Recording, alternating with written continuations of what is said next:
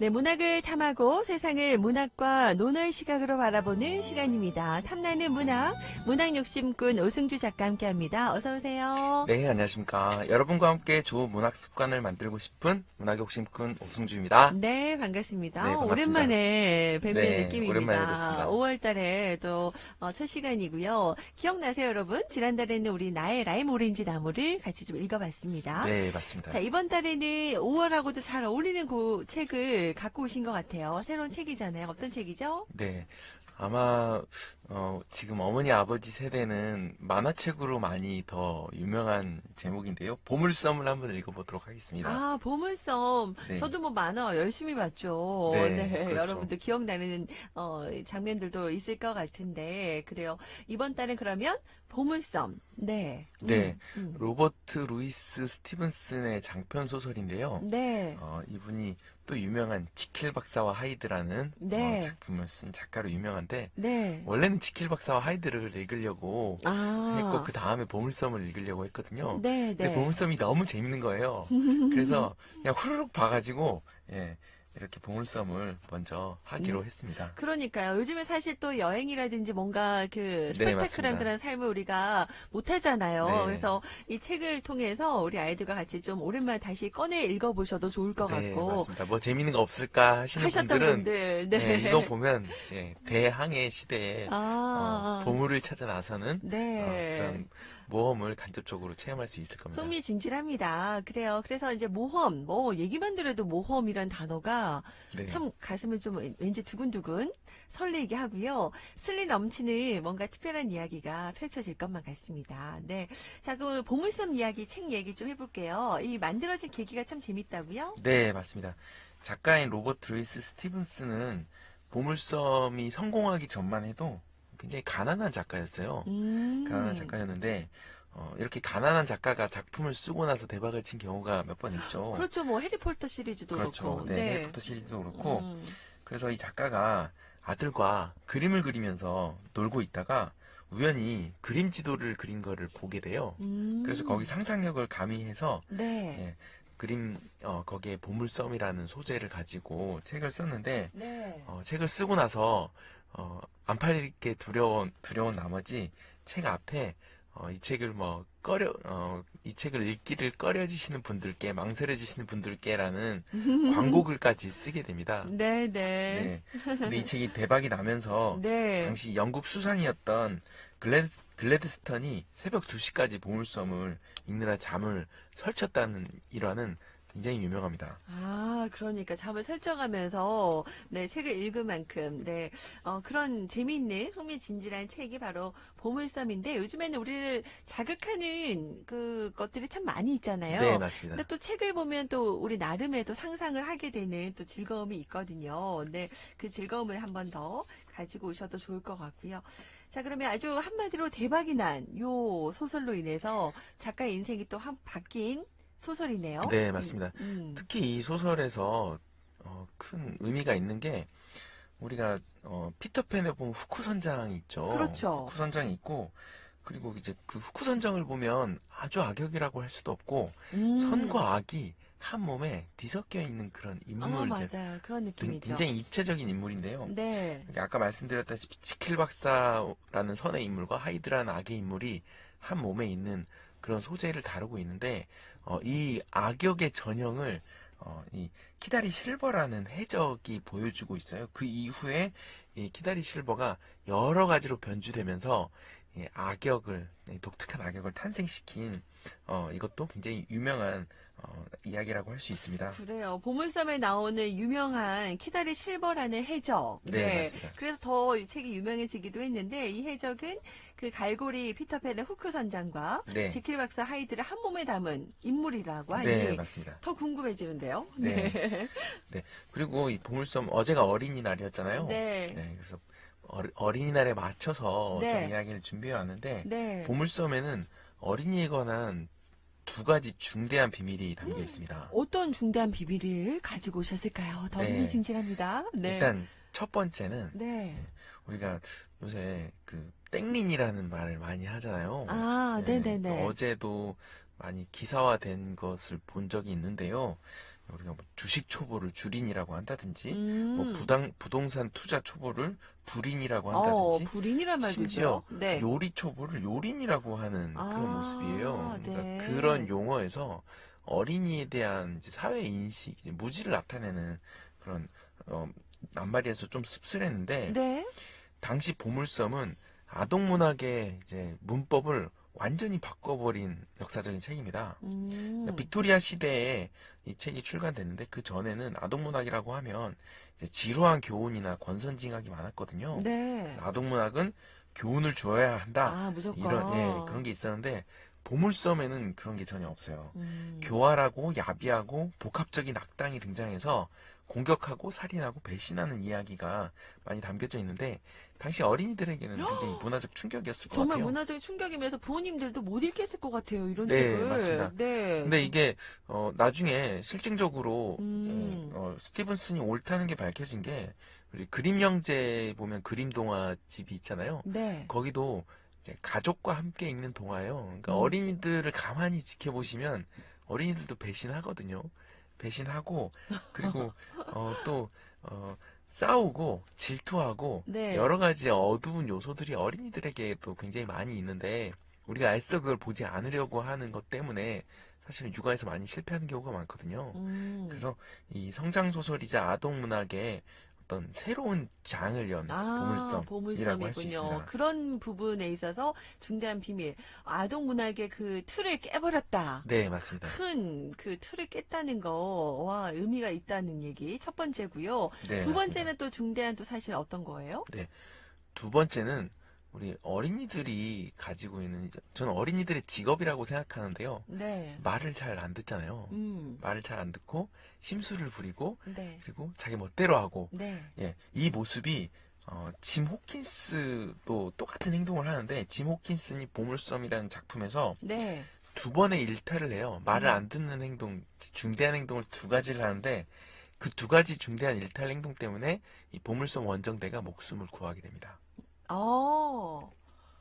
그 일탈로 네, 인해서. 맞습니다. 네. 네. 첫 번째는 뭐냐면 밤에 사과가 너무 먹고 싶은 거예요. 밖에 음. 나가지 말라 위험하다 했는데 사과가 너무 먹고 싶어서 거긴 사과통이 있었거든요. 네. 사과통이 들어갔는데 사과가 하나도 없는 거예요. 네. 그래서 어떻게 하지 하고 있는데 거기에 이제 키다리 실버와 그 부하들이 반란의 작전을 짜고 있는 그런 소리를 듣게 되는 거예요. 현장에. 네, 맞습니다. 그 네. 현장에서 네. 그 반란 해적들은 짐이 옆에 있는 줄은 꿈에도 모르겠죠. 음. 그래서 거기서 밤새 그 작전 모의하는 걸 듣고 다음날 우리 의사 선생님하고 그리고 선장에게 이 사실을 알려주면서 대응을 하게 되죠.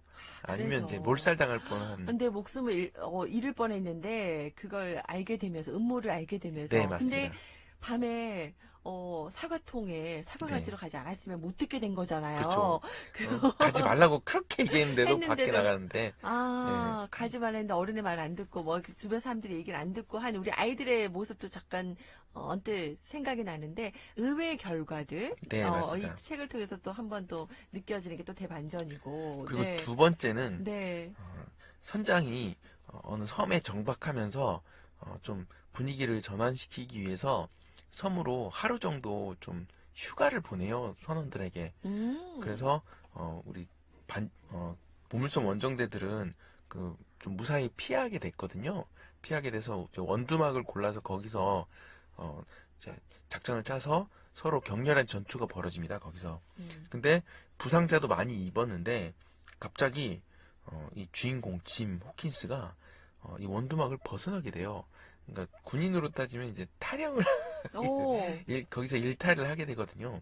사실 이 일탈이 그 보물섬 원정대에게 심리적으로 굉장히 타격을 준 일이기도 해요. 그렇겠는데요? 네. 주인공이? 네. 근데 딴에는 보물섬을 잃어버렸잖아요. 보물섬을 빼앗기니까 본인이 보물섬을 다시 되찾고 싶은 찾겠다고 마음에 해서, 맞습니다. 그래서 보물섬을 찾으러 갔는데 보물섬을 찾아와요. 혼자서? 예, 혼자서 찾아오는데 그것도 진짜 재밌는 게 보물섬을 지키고 있는 두 명이 서로 싸우다가 한 명이 죽어요. 어, 예, 그리고 가서 그 나머지 한 명이 굉장히 친한 척하다가 이 짐 호킨스를 죽이려고 하다가 본인이 넘어져가지고 사고를 일으키게 되거든요. 그래서 보물섬을 여차저차 해서 탈환을 하게 되니까 그거 덕분에 보물섬 원정대는 결국 이제 돌아갈 길을 찾게 됩니다. 뭔가 어떻게 보면 주인공의 그런 또 무모해 보이는 네. 무모한 도전이라고 해야 될까요? 그 덕분에 그 보물섬도 다시 찾게 되는 그런 일탈인데 요런 것들이 없었더라면 점점점이네요, 네, 진짜. 맞습니다. 네. 저는 이 두 가지 장면, 특히 두 번째 장면에서 상징하는 게 굉장히 크다고 생각해요. 우리가 한 사람은 하나의 세계라고 하잖아요. 네. 그러니까 어른들의 세계를 이제 기존의 세계라고 한다면 어린이의 세계는 우리가 이제 미래의 세계랑 새로운 세계라고 할 수 있죠. 네. 그럼 우리는 무엇을 원하는 것인가? 우리가 원하는 게 뭔가? 새로운 세계가 기존의 세계에 말을 잘 듣는 것을 원하는 것인가? 라는 질문을 던질 수 있어요. 네. 전 그건 아닌 것 같거든요.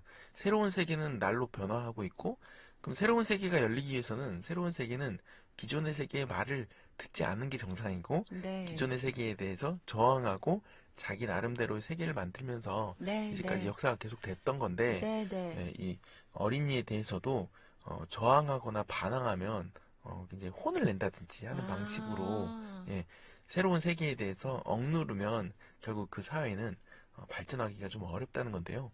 이 작품을 통해서 짐 호킨스의 그 일탈 행동을 통해서 저는 이 어린이들의 어떤 말을 안 듣는 행동이라든지 네. 반항이라든지 이런 거에 대해서 좀 잘 상징하는 것 같고 자기 자녀들이 좀 말을 안 듣거나 좀 잘못을 하거나 말썽을 부릴 때 좀 너그러우셨으면 하는 바람을 담아봅니다. 뭔가 가능성을 좀 열어둬야 된다는 이야기 좀 좋은 말씀 해주신 것 같습니다. 네. 우리 기존 세대들, 기성 세대들의 지금 세대들을 보면서 여러 가지 좀 답답함이나 이런 거 느낄 그렇죠. 수도 있는데 그 친구들도 마찬가지일 거거든요. 좀 열린 문으로 함께 좀 바라보고 좀 길을 많이 열어줘야겠다는 생각이 네, 좀 아까 듭니다. 3부에서 원장님도 네. 어린이들도 스트레스를 많이 받는다. 그러니까요. 네.